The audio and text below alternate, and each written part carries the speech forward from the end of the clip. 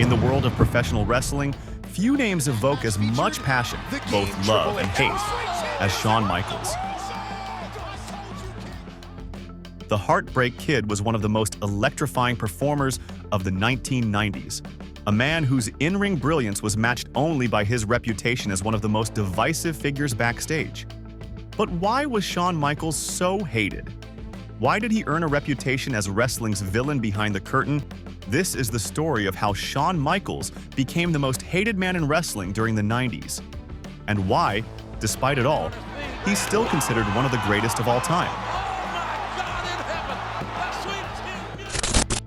Shawn Michaels didn't start out as a polarizing figure. In the late 80s and early 90s, he was one half of the Rockers, a high-flying tag team with Marty Jannetty that dazzled audiences. But as Shawn's ambition grew, so did his reputation. When the Rockers split in 1992, Shawn turned on Jannetty in one of the most memorable heel turns of the era, smashing his former partner through a glass window on Brutus Beefcake's barbershop segment. It was a defining moment, not just for his character, but for his real-life persona. Behind the scenes, Shawn was becoming known as a relentless self-promoter, someone willing to do whatever it took to reach the top, even if it meant stepping on others along the way. As Shawn's star rose, so did the whispers about his behavior. Stories began circulating about his political maneuvering backstage, allegations that he used his friendship with WWF owner Vince McMahon to secure top spots while others were held down.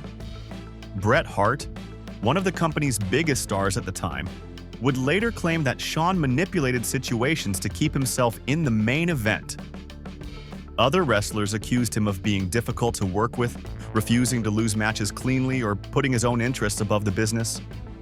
Whether these claims were entirely true or exaggerated by resentment, one thing was clear: Shawn Michaels had a way of making enemies without even trying. If there was one moment that cemented Shawn's reputation as wrestling's bad boy, it was the curtain call.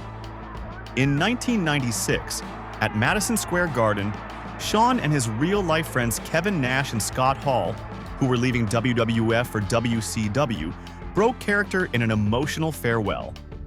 They hugged in the ring, a major no-no in the kayfabe heavy world of wrestling. While Nash and Hall were already on their way out, Shawn was the WWF champion, and his participation in this stunt infuriated management. Many saw it as unprofessional, a blatant disregard for the business. The incident reportedly led to Shawn being punished behind the scenes, but it also reinforced the belief that he played by his own rules.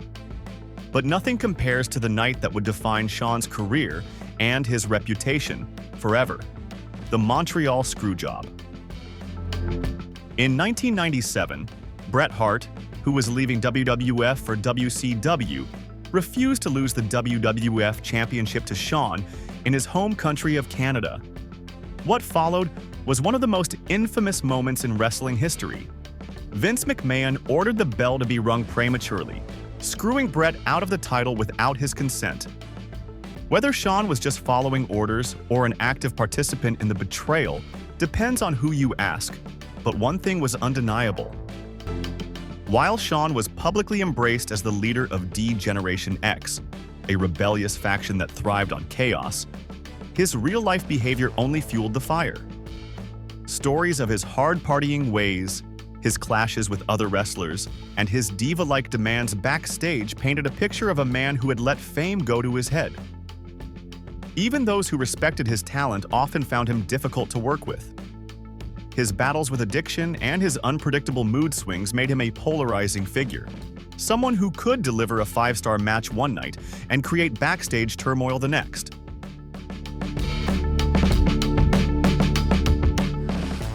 In 1998, a back injury forced Shawn into early retirement, and for many in the wrestling world, it was the end of an era, for better or worse.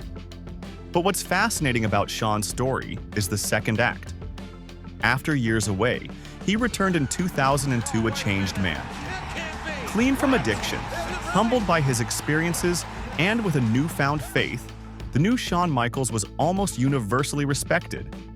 He put over younger talent, delivered some of the best matches of his career, and even reconciled with Bret Hart. The man who was once the most hated became one of the most beloved. Shawn Michaels' journey is one of redemption.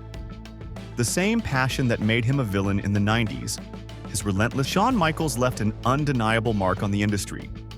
And while he may have been the most hated man in wrestling during the 90s, his legacy is far more complicated and far more legendary than that. Because in the end, Shawn Michaels wasn't just a villain or hero, he was the showstopper, the main event, the icon. And that's something no amount of backstage heat can ever take away. So, what do you think? Was Shawn Michaels truly the most hated man, or just a product of the ruthless wrestling business in the 90s? Let me know in the comments. And if you want to dive deeper into other controversies like the Montreal Screwjob, check out the video on the side. Don't forget to subscribe, because next week we'll be discussing why WCW failed to maintain its popularity.